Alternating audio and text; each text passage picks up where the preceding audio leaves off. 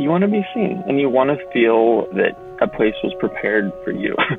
To quote Jesus, or did Jesus say that? You can totally quote Jesus. I love that nobody asks about like whether or not they can cuss. The thing they ask is, can I quote Jesus on this? Yes. Am I able to? Is this like explicit content?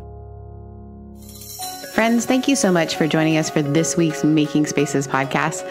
I'm so excited to introduce to you Riley Hall, a dear friend of mine and incredible designer who works in the staging industry.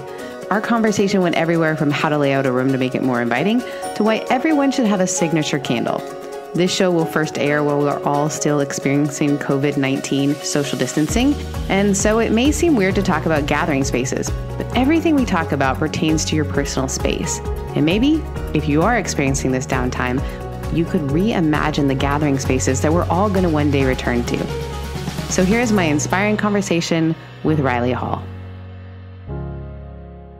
I really want to talk to you about, as a designer and as someone who creates space, kind of what do you think like emotionally is happening for people in spaces, and then what do you think people can do? So the first month we're talking about closets, both metaphorically and physically.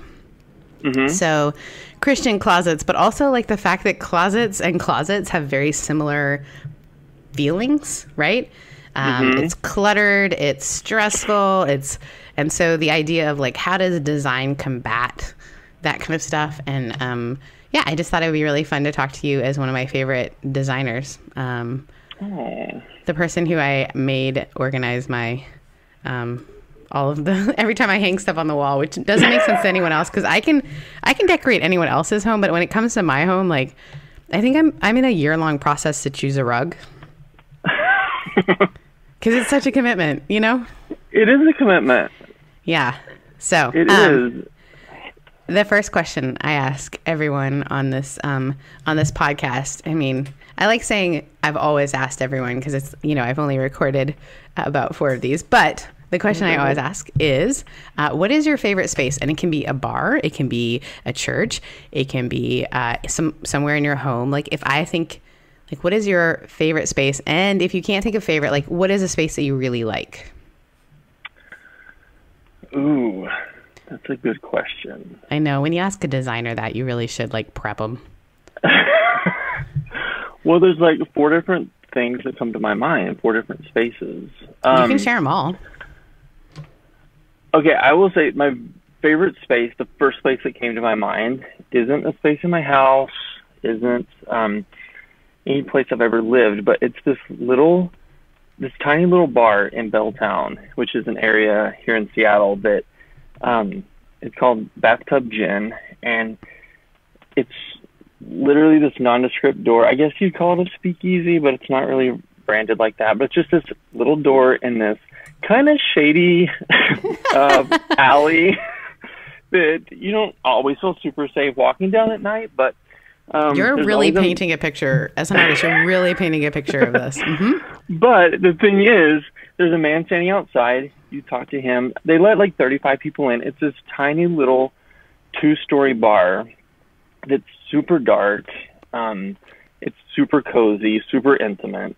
And you know from the minute you walk in, it's a special place. And all the chairs, everyone in there is super close to each other. And every time I've gone in there with somebody, whether it's, you know, my family's in town or friends in town, it's where I always take them, because this space just like makes you have deep conversations. It makes you share secrets. Like, it's just this really cool space, and you're really close to the people next to you. And so you're kind of forced to talk quietly with the person that you're there with. Yes. So I don't know. It's this cool space that I've never been to another place that has evoked that kind of emotion. So that's the first place that comes to my mind.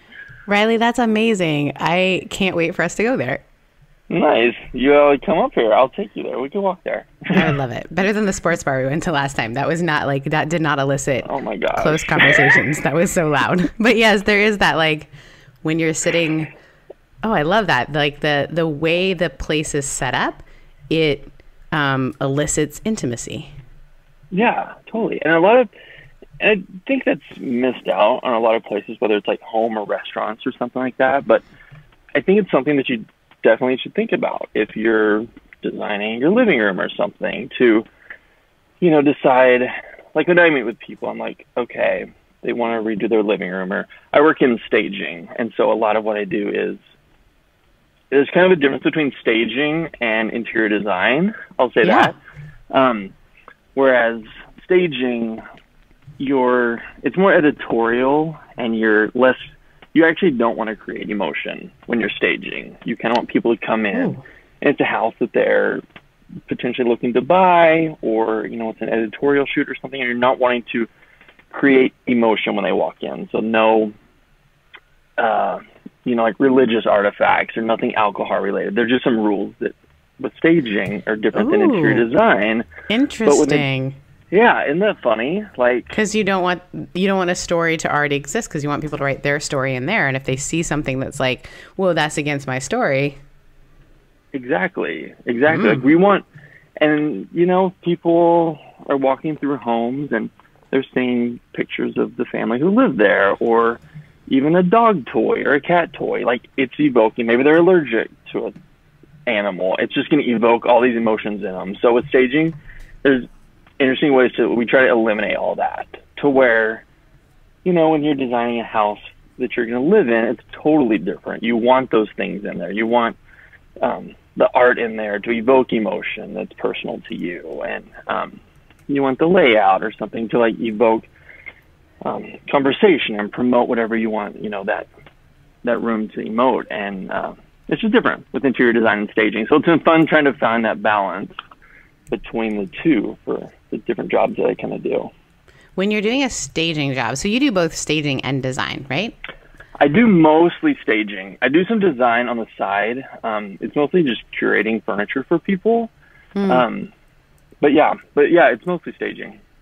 And when you're doing staging, the idea is to sort of erase the story in some ways. Yeah. You want kind of a blank palette for when they walk in, that they can picture themselves there, that the furniture and the accessories and the art is beautiful and looks well curated, but it's something that they can attain. Something that they could do on their own. Oh, and, interesting. It's funny, like it's when I do a consultation with people, I'll tell them we want it to make it aspirational but attainable. So we want them to come in and, we'll mix and match furniture. We'll have some new stuff, some old stuff, some vintage stuff, to where if somebody, hates mid-century modern furniture, they're going to walk in and they're going to maybe see one piece of mid-century, but they're going to see, another piece that's like, oh, that kind of looks like the coffee table I have. I could get my house to look like this. And they're going to have like this psychological response to the space when they walk in. If they see something that is familiar to them, something similar to what they have. So it's kind of a funny little psychological trick. You're trying to, gosh, that's such a balance. I didn't even think about that, because you want to make it look like a place that can be lived in. You don't want it to be sterile, right? Because people are asking you to create.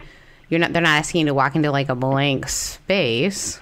Right. So it has to say you can live here, but not elicit or share what already is in there in some ways, right? Yeah, like we want them. It's so funny when people are looking at buying a house, say, there's certain things that you can't control. You can't control how many rooms it has, how many of the square footage, or how high the ceilings are, something like that. But you can control how they feel when they walk in.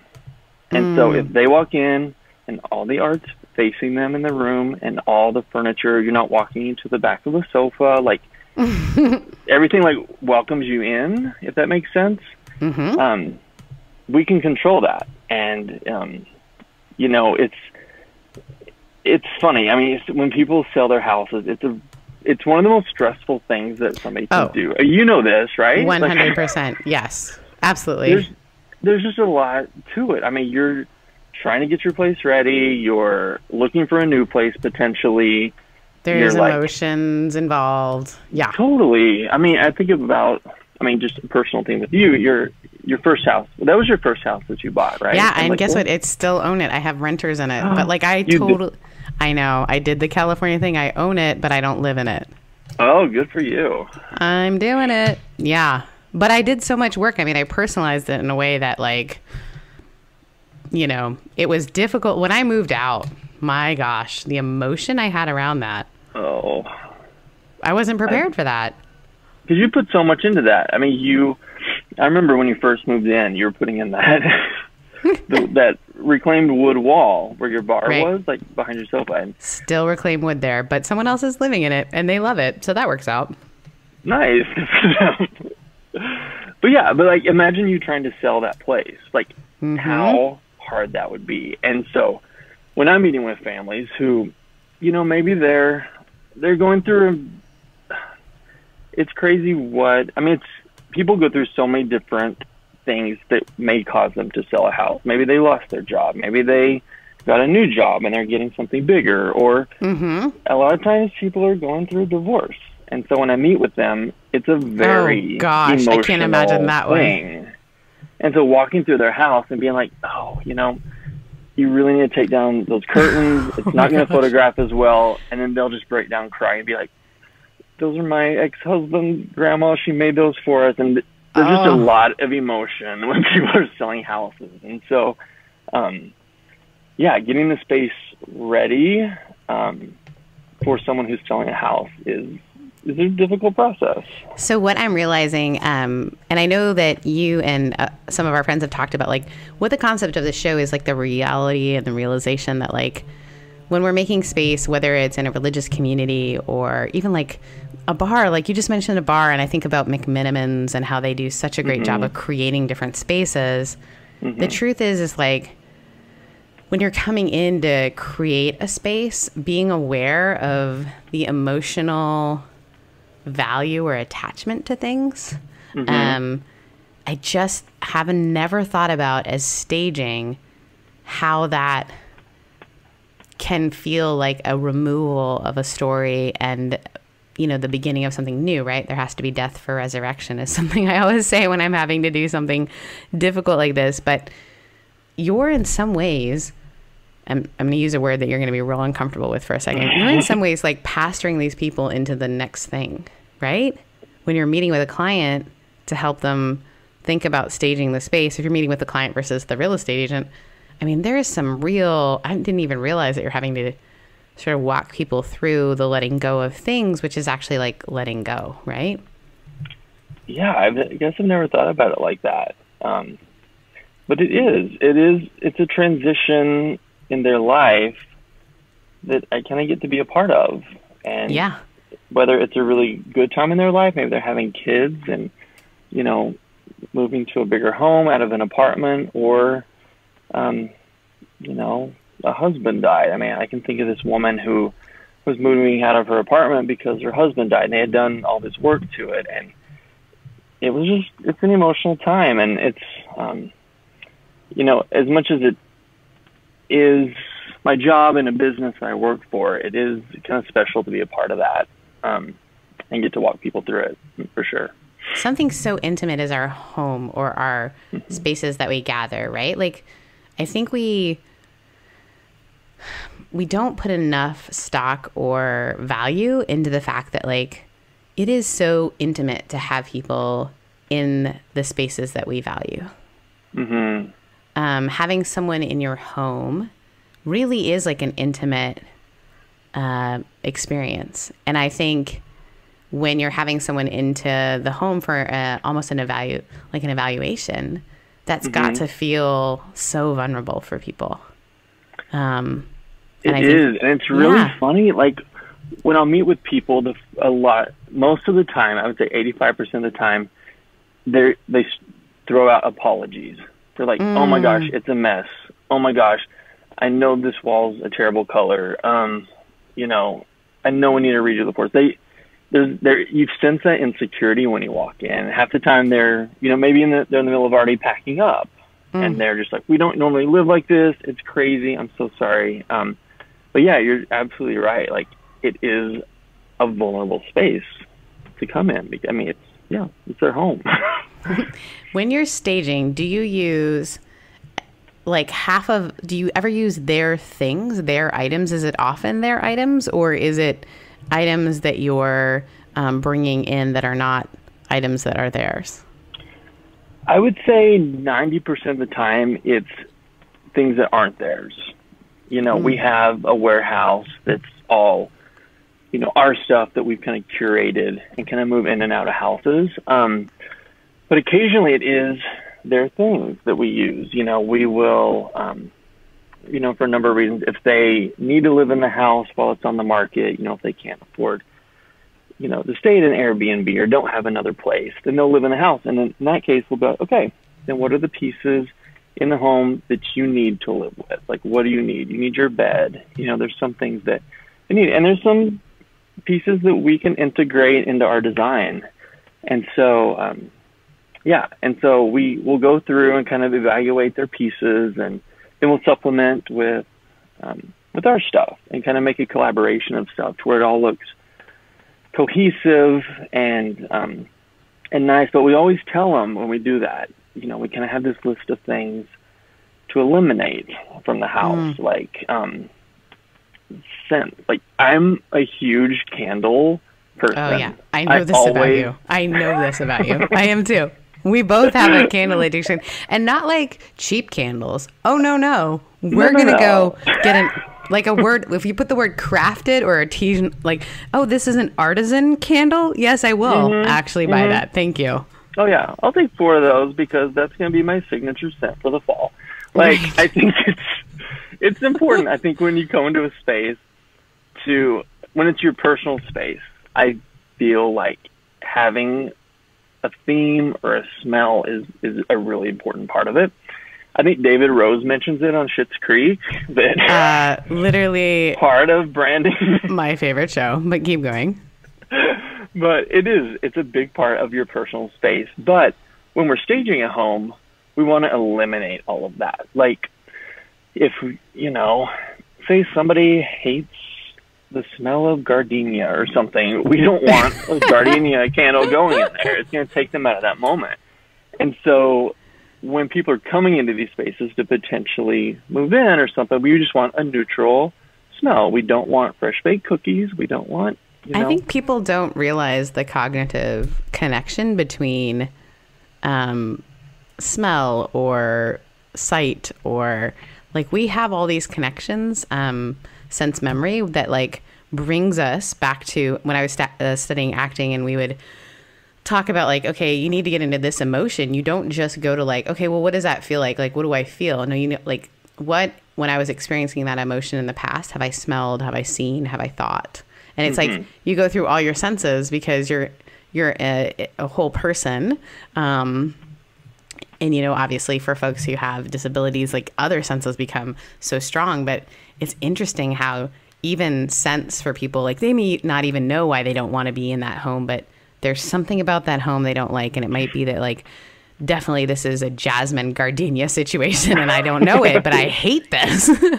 Totally. And isn't it funny? Like, you can think of even, like, say, exes, like people you've dated that had a cologne or, something they don't like. Yes. And you'll be walking through Nordstrom and you'll smell it and it's like, how did you know it was Nordstrom? Trigger. I know you. Triggered. You do know me. That's true. This scent. But it is that's funny. true. It is funny just how senses can just, and then knowing to you, like, you may not have smelled that scent in years, but then you'll smell it and you're automatically taken back. Yes. Good and bad. And so you're playing that, like, I can imagine that in your work for staging, like, that's a huge balance. Like, figuring out how to have, like, obviously we don't want it to smell like the fresh paint on the walls. Mm-hmm. But then some people walk in and to them that means this is a new place. Like, this feels new. So it is interesting to find that balance. And even colors. I mean, it's so interesting how polarizing colors can be. And so, like, no, it's funny. Remember, I work in church work, so, like, it's not that interesting. I know how polarizing colors can be. It's like some people hate, red. Like, they do not like red. I'm not a huge fan of red. Oh my gosh, me neither. Is that why we're friends? Maybe so. I mean, in general, I would say I'm not a huge fan of color. If you walk through my house, me neither. It's pretty neutral. Can I just tell you, I dated a guy a couple of years ago, maybe last year, who said to me, it's such an incredible human, but he said to me, your house is all white and gold. This is the place that I currently rent, but I like redid. And he's like, I did like a wallpaper wall. You would love it. He's like, it's all white and gold and wood and metal. And he goes, is that on purpose? I was like, your home looks like a yard sale. Don't let him shame you. Don't let him shame you. Neutrals are great. And I was like, yes, there are pops of color. Thank you. The green from the vegetation, like the succulents. And this is like the stage that I'm in. Like before I was in grays and now I'm in white and gold. Like, don't, buddy. You embrace that. Thank you. And he was like, was it on purpose? And I was like, oh, we are not the same kind of human. We are not. And not like in a judgy kind of way, but without even knowing, like his home in a weird way, like his yard sale of a home was people had just left furniture. Like he lived with a bunch of dude roommates and they just left their furniture and he would just keep it. And it said to me, like, in a weird way, it was like lack of intention. And without even meaning to communicate that, it was like, oh, I just kind of settle for whatever works. And well, that's fine. And there's economic reasons why we do that. Like, my furniture, let me tell you, is all on the cheap, and I make it look high end because that's part of what I love to do. Because that's a value of mine. It doesn't mean it needs to be everyone's value, but there is something. And sometimes, like even like I'm a tidy person, but you know, a bit of a neat freak. But I'm not to the point where hopefully people feel like it's a home and people live there. And the goal of what you do sometimes is to like make it seem like people could live there, but people don't live there currently. Which sounds kind of creepy. But not yeah, it is. No, it is. I mean, staging can be a little creepy. But we try, like, when I do a house, like, I don't want to take them out at that moment. So nothing fake in the house either. So, like, we wouldn't put, like, fake TVs on a wall or fake laptops on desks or something. Like, oh, my gosh. I hope we love, like, it's... I mean, when people come into a house, if they see a little laptop on a desk, they're going to push the buttons. It's going to take them out of the moment if they're like, oh, this looks like a MacBook Pro, but like... I do that in IKEA. Piece of plastic. Oh, exactly. They have fake ones. I do it all the time. I'm like, this is not a real computer, as if anyone in there was like, I think we got her. I'm like, guys have tested. This is not real. Here comes Sarah. We're going to pull one over on her. Sorry, IKEA of Costa Mesa. I know what you're up to. But it's true, like, and even with, like, beds, like, we don't want to put fake mattresses now, or, like, blow-up mattresses. We'll put, like, actual mattresses in the bed, because we want them to have that, like, authentic experience and not take them out of that. And I feel like my dad is the kind of guy who'd be like, let's see if this is a real mattress. You know, like the equivalent of kicking a tire when you're buying a car. Yeah. No, it's totally true. I want to go back to what you were saying about, oh my gosh, what were you just saying? Oh, about seasons of life. Yeah. I love that you were saying, you described your space now as this is the season of life I'm in now. It used to be like the grays, the cool colors. And you said now you're into like the gold, a little bit warmer, and bring in some whites. And I think that's an interesting thing to observe, I think, of all of our lives. I mean, obviously some people don't give as much thought to how they design or what's in their homes. But I think with you, is like you can look back in your seasons of life and look at the art that you had on your wall or the accessories that you had. And it's interesting to see how they progress through life. And, you know, maybe, you know, you're bringing more green into your life in some part, and you can kind of look spiritually what's going on in your life at that time. Green, oh no, but yeah, like green has been, I mean, not currently in my life, but although I have a green hat, and like I'm warming up to the green colors. But yeah, there is this like, I mean, it's the only way I can explain the season when I went through like moons and suns in high school, right? Like we have to understand it as like a decorating season. And I think all of this, like the reason why I'm having all of these thoughts and conversations is that I didn't know that I was doing it in my, like it was so second nature to when I came into a church space, like when I was getting a new job or moving into a new church community that I was asked to serve or help grow, I would look at the space and I would think about, like, when I step into a space, does this feel like my grandma's church where there is no room for me to tell a story in it? Like, I'm not part of the story, but I can watch the story.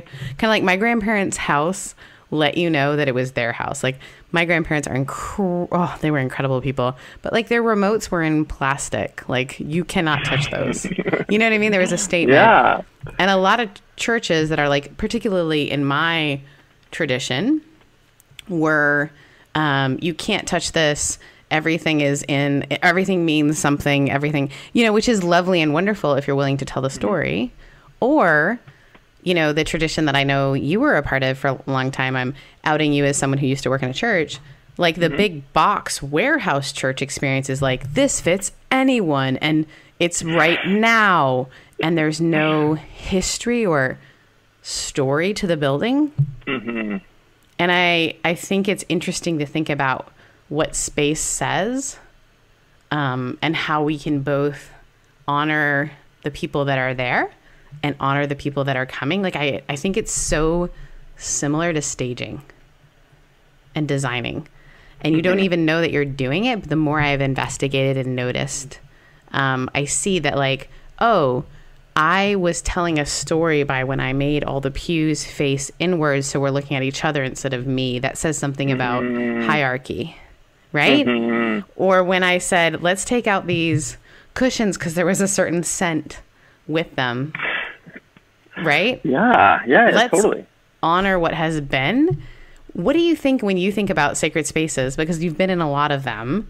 What do you think the biggest, like, both hurdle and gift is, as someone who has always had a designer eye? What do you think about those sort of ideas? Oh, that's interesting. That's a really good question. I mean, I used to work in a larger church in Southern California, and it was like that. The people were great. The church was great. The spaces were either tents or kind of like you said, like warehouse style kind of boxes, where the ambiance and the space was kind of created through, strobe lights or a stage with a backdrop and screens and everything. And staging, yes. It was very much trendy, like get a lot of people in and keep them entertained. Whereas now I'm in a space where it's an older space. There's some history to it. There's no right or wrong way. At least in a place of worship. I mean, you can worship anywhere. But the season of life I'm in right now is that more historical, like, there's stories that have happened here. There's decades of people who have moved here in and out of this space. There's families that have come and gone, and it has a different feel. But with some of those, like, I'll talk to some people, and they're like the older style churches with the pews and the altar and the stained glass windows. That's super triggering for them, right? Whether it be how they were raised. I have a friend who was raised in this very, very legalistic, Catholic setting growing up. And when he steps into a church like that, he's triggered and he cannot feel comfortable. And so it's just interesting how their environments do affect their worship and how they sit in those spaces. Does that make sense? Oh, 100%. I think the thing that has caused me to want to, like, dive into this work more is the realization that when I was doing the thing that was second nature to me, which was just like restoring and also adding, but keeping like this dance, is that I was really trying to create space in a way that would say both we honor the past, but we recognize that something new needs to be reclaimed in this space. And so like, yeah, this can be really triggering for some people. For other people, like we have like, you know, everyone's always asking me like, how do you have millennials in like a like Gothic church looking thing? And I'm like, because when you exist in a world where you're not getting to experience the ancient, right? Like California, like we're like, this was built in 1984. Let's put a plaque on it. You know what I mean? Like, we do have mission, like our church is mission style and it's almost 100 years old and people are fascinated by it because it's in this like really cool art area, but everything's pretty modern. And the interesting thing is a lot of the buildings that are going up around us are starting to mirror the look of the church. Right? Isn't that interesting? As we like redid it. But what I found most fascinating is I started to like refurbish little things. Like I moved kind of slow at first, but I didn't even know I was doing it. But it seemed like the best step to do in almost in ministry is that the energy of the community changed. They didn't feel as deflated as when the walls were kind of dark and dingy. It's so funny to me how paint or just even the way you know this, the way you move furniture or the way you like, you know, the thing that cleaning out a closet and saying like, we aren't going to have clutter in here because clutter breeds like anxiety and anxiousness and like that we're not using things and we're going to make the sacred ordinary and the ordinary sacred. And it's so fascinating to me that it's taken to this point in my career for me to realize that that actually is theologically saying something and providing an energy that I didn't realize, you know? It always just like, why did I want everyone to face each other? Because I was tired of being a pastor who sat alone on a pew. So like, at least if we can all be in it together, like it felt weird that anytime, it didn't matter what pew I picked. Like as soon as I sat on that was like the sacred pew.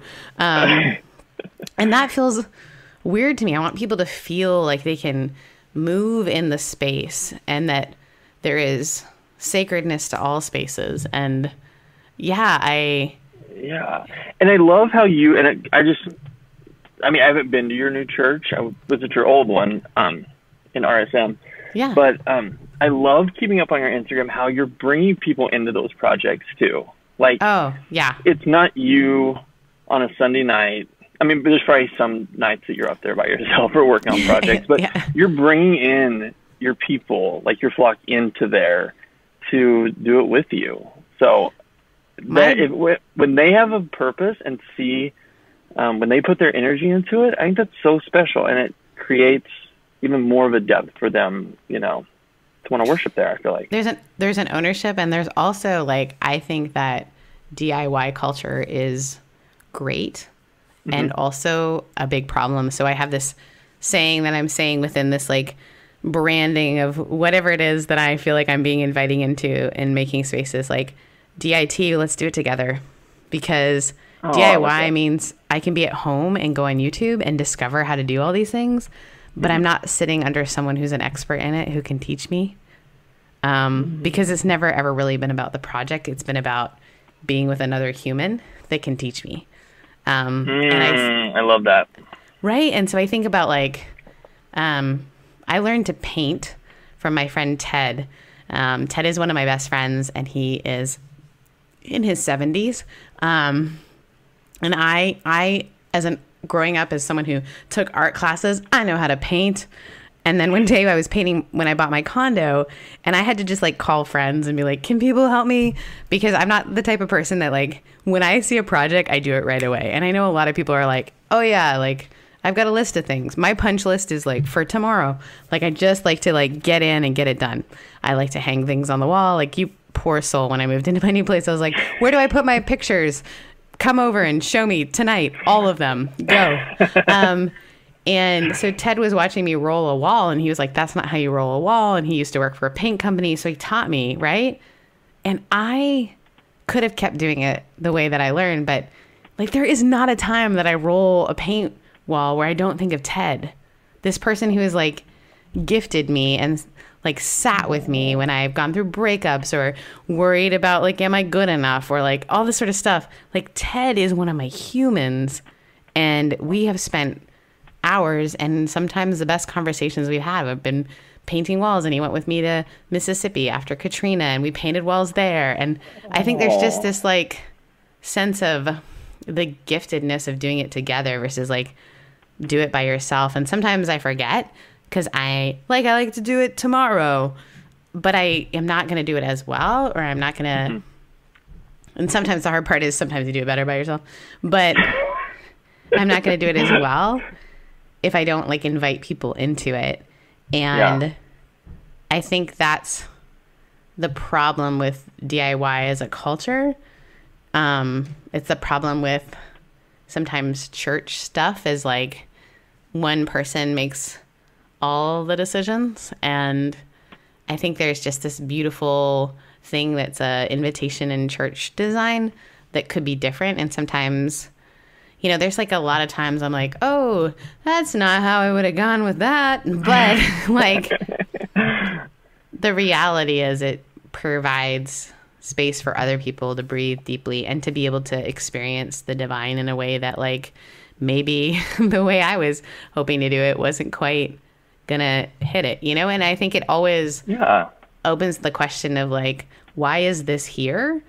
When we just leave things, like I think I use the example of closets, and that's kind of what we've been talking about with a lot of folks is like when someone has like a super cluttered space or closet, it suggests as if like there's no space for you to participate in the thing, or that everyone else is in the know of where everything goes and what everything is, and you can't volunteer or you can't like jump in. But when you walk into a closet that's labeled and you're new, you can say, oh, like I know where the crayons are. I know where the paint is. I know where the, you know, for our community, oh, I know where the stuff that they use for different seasons, whatever it might be.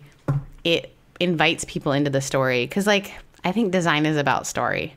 And I think like, I think about your homes that I've seen. So we both follow each other on Instagram. And also when we lived in proximity, I got to go to your home, and I loved your condo because it just felt like a grown up space because decisions were made. And thank you. Like it felt beautiful, and like also the candles. There's always a candle. Right. I think design and staging, whatever it might be, it really does invite people to have an experience, whether we realize it or not. And people may not stop and think about it, but I think the problem with a lot of our more inclusive spaces is it's the last thing we're thinking about. But what we don't realize is we're not inviting more people into this story because they feel like, oh, this is not the space for me, you know? Oh, totally. I mean, I think, you're exactly right. Like creating spaces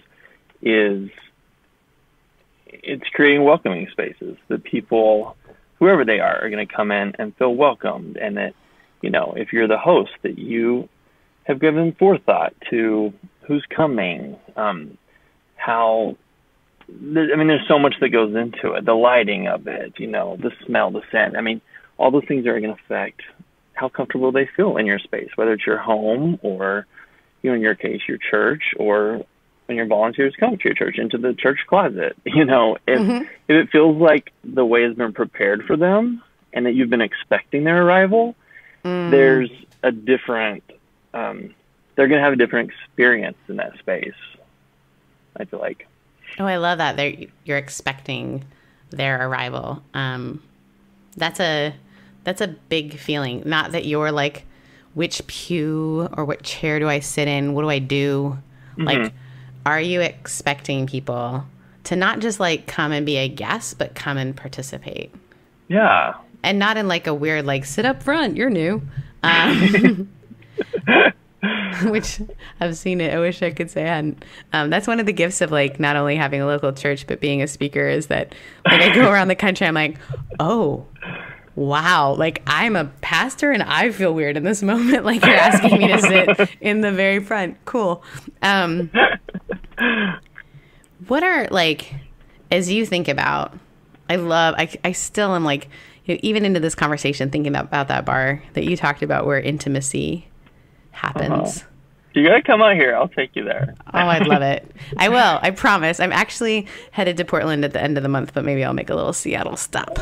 Yeah, I'll be here. Yay.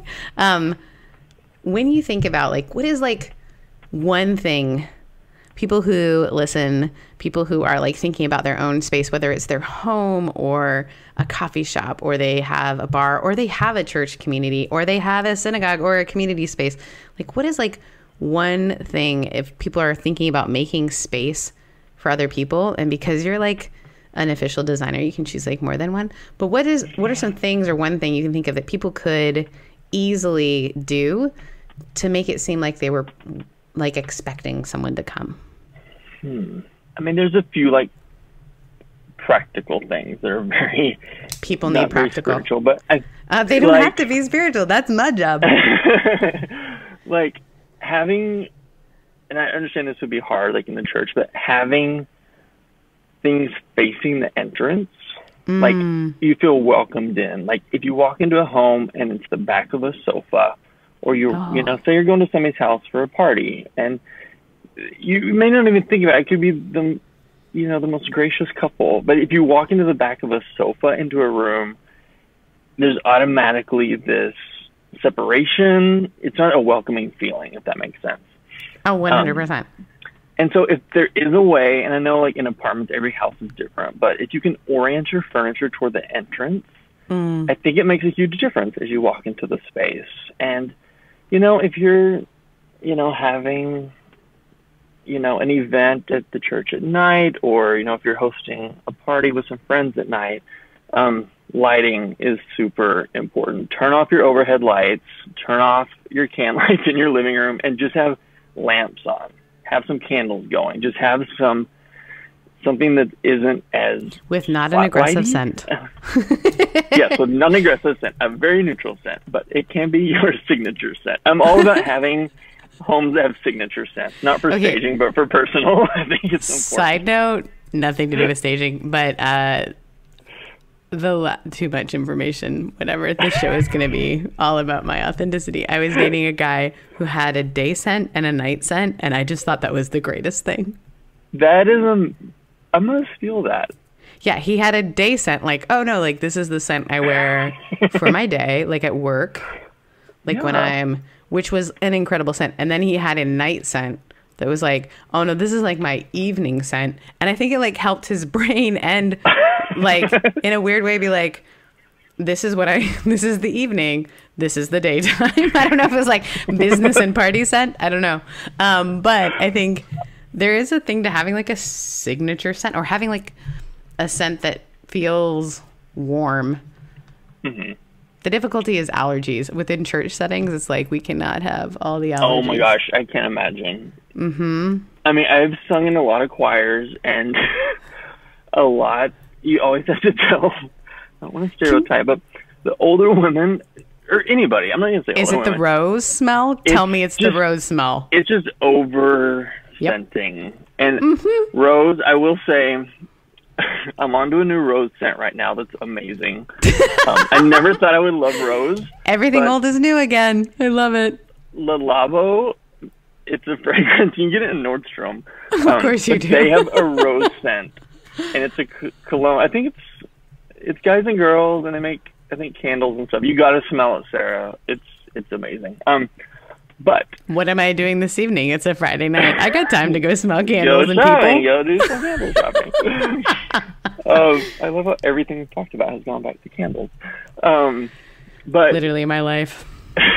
Yes, people are allergic to smells. If you're in a choir, don't put on your perfume. Don't put on your cologne. You're going to be around a lot of people. Just But I think being intentional with like lighting and whether the candle's scented or not, there is something that's that word that you kept saying earlier, because I think intimate and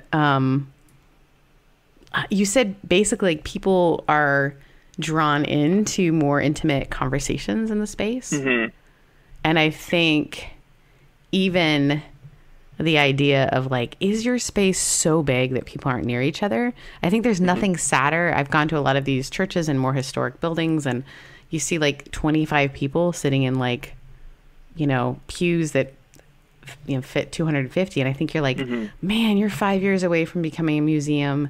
So how can we, but the gift of like intimacy. And I think people think they have to like make it super modern and make it super cool. Like, you know, earlier I mentioned the idea of McMinimans. They take these spaces and they make them kitschy. They're like not trying to be anything but what they already were, but they're making spaces for people to be in them. So someone who may have an ultra modern home may want to go to a church community or whatever it might be, where if it's not cluttered, if it's not over the top design to the point where they don't feel comfortable, if it provides an invitation to intimacy, like people will, I think people respond to that, whether they know they're doing it or not.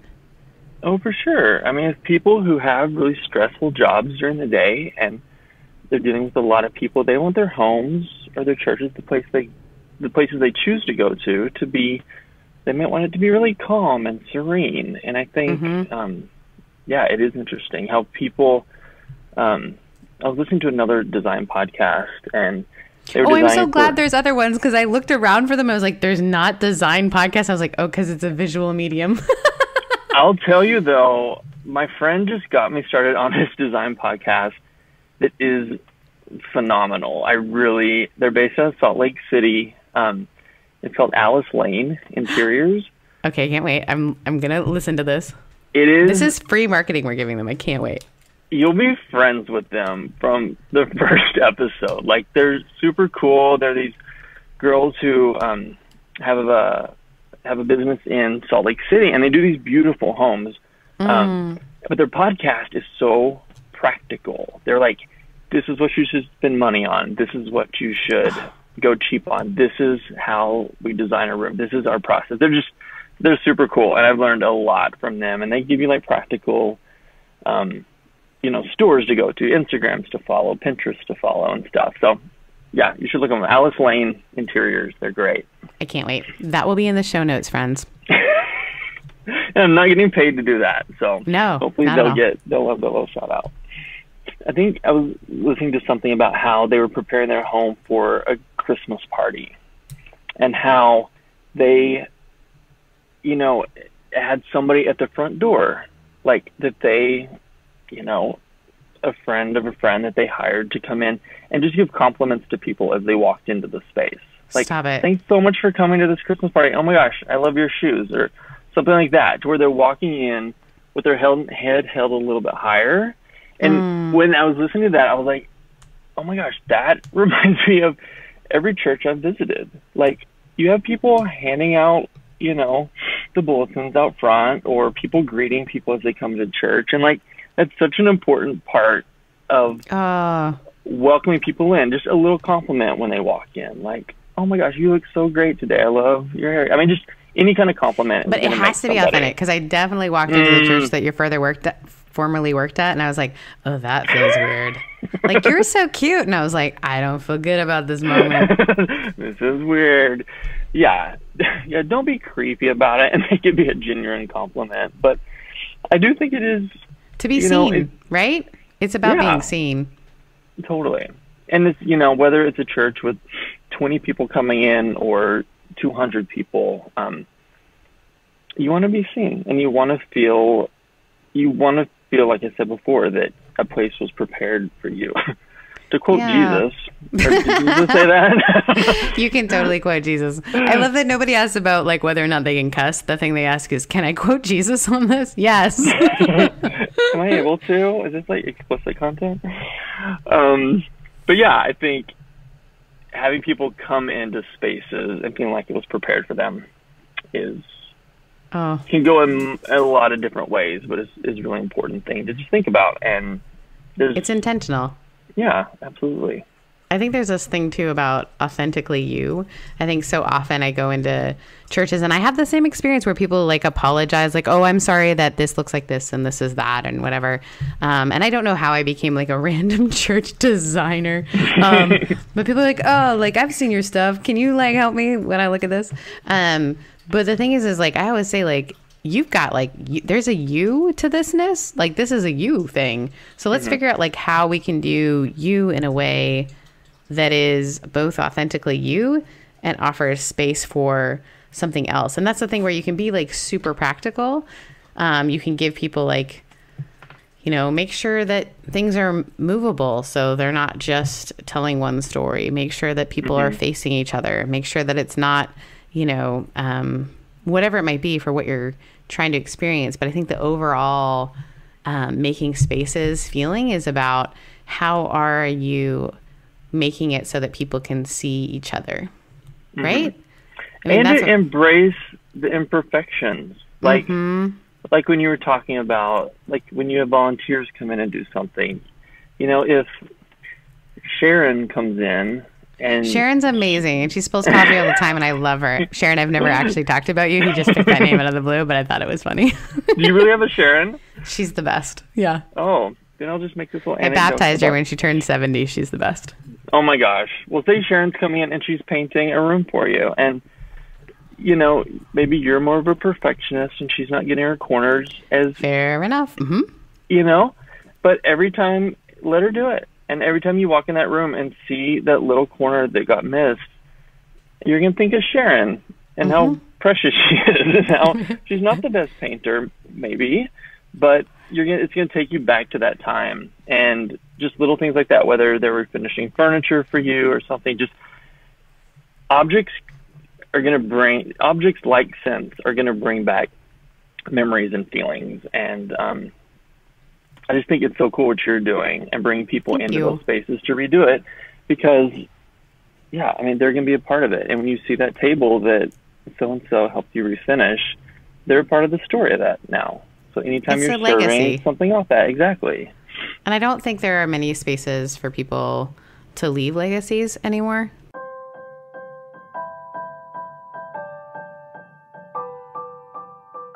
I think that's actually kind of why there's a lot of like shared discontent or anxiety, is that people are afraid, like, is what I'm doing even going to matter? Because so much is disposable. And when we refinish or refurbish or reuse or repurpose, it really is resurrection. Like, it's an opportunity to say, yeah, there's lots of things that are, you know, able to be thrown away and are disposable, but you're not one of those things. And the gifts that you give are not one of those things. And we can stage this in such a way that other people know that they can come and be part of this. So it's not like a set thing, like once that thing is done, like, because once the corner that never got painted, once I'm gone and once those folks around are gone, like that corner's not going to make any sense. So how do we make that story versus that thing sacred to the point where we can change it, but we know the feeling of it? You know what I mean? Because I inherited a building that had so many sacred spaces that were decaying and not honoring the people that they meant to honor. And I think how much more honoring is it for a space to be used, but for the story not to be gone. And I think it's been, yeah, it's an incredible thing. And my hope is that as people listen to this, they hear that both they need a day and an evening scent. No, I'm just kidding. No, I hope that they hear, like, whatever your space is and whatever budget you have and whatever materials you have and skill levels you have, because I don't have tons of skill levels, that there is an opportunity for you to make it both completely you and invitational. I love your idea, Riley, of like, when you walk in, are things facing you, or are you feeling like you're joining something that's already happening? Are people, when they see you, saying something unique to you? And even if it isn't a compliment, is it, oh my gosh, whatever it may be, it's so cold outside, you look cold, like acknowledging another human, because we just go through life so often not. And paying attention to, like, is it super bright, which makes people feel like they're being interrogated? Or is it dark enough that people can cry if they need to cry in the space, or whatever it may be? Being intentional, people will feel that. And you're not always going to get it right, but people are going to feel that you tried. Mm-hmm. And I think that's the beauty of all of it. Are there any last thoughts? Thank you so much for your time, by the way. I know that, like, I can't wait to have you back on again with, like, more specific questions. But as we start, like, building this thing, like, the realization, like, I have designer friends is just so fun for me. Is there anything that you would like to think or add, or that you want people to hear other than incredible podcast suggestions? Oh yeah. No, it was so good talking to you. I love that I didn't intentionally want to text or talk to you much this week, because I wanted us to, like, catch up right now. I know, all at one time. So it's so good to talk to you again. And I love that you're doing this. I love that you're documenting. I love the story of your church and how you stepped into that space, which had a story going, but you stepped in and you're the new caretaker of that story for that place. And I love seeing how you're documenting that and bringing people into it, and, you know, seeing this new birth that's coming out of it and this new energy in there. And please keep posting. Please keep sharing pictures. I know. I've got so many more. The problem is like, so I've been there 4 years. And when I started, it was just like there was so much work to do that I didn't want to, like, catch it all. I wasn't thinking through that our story could be bigger than our community. But then as I would post things about, like, the little things that I was doing, people's response has been insane. And not just, like, not even just people who work in churches, but, like, oh my gosh, I work at this building and blah, whatever it might be. And so I felt like I wish I had started, like, you'll never know how bad it was. But there are, I wish I had captured more of the moments, but I need to just do a better job of sharing them, because you sometimes wonder, like, does this matter to people? But the response says, yeah, it does to people. There is something that all of us are yearning for, whether we realize it or not, in spaces. And mixing the old with the new. That's what I love about what you're doing, is, like, you're taking the old, you're refurbishing it, you're making it new and useful again. And I think that's important, whether it's your home or a place of worship. Like, there's history with everything, and bringing that all together is really important. Yeah, and it's interesting to me how much, like, young people value that. I don't think people expect that, but randomly, like, the coolest thing you may have is the thing that you're like, I don't know, we should turn this into a warehouse. No, like, there's a story that this tells that people haven't heard before. If you have a warehouse, what would it look like to have artists help you make it into something other than that, you know? Yeah, absolutely. I hope you enjoyed my conversation with Riley. It left me asking the question, how am I making space for people to see each other? And how am I thinking through what I need to remove so people can see their stories in a space? This week's inspiring quote is from none other than the queen of organization, Marie Kondo. This might be inspiring to those of you who are finding yourselves having to work from home suddenly. Tidying your physical space allows you to tend to your psychological space. Making Space's introduction music is It Can Be Done by Epidemic Sound, editing by Stephen Burnette from Cult Popcast, attention to detail by Katie Richardson. Please subscribe to the show on Apple Podcasts, Google, Spotify, or however it is that you listen to podcasts. And if you would leave us a rating, that would be so helpful for others to find the show. Again, thanks so much for listening.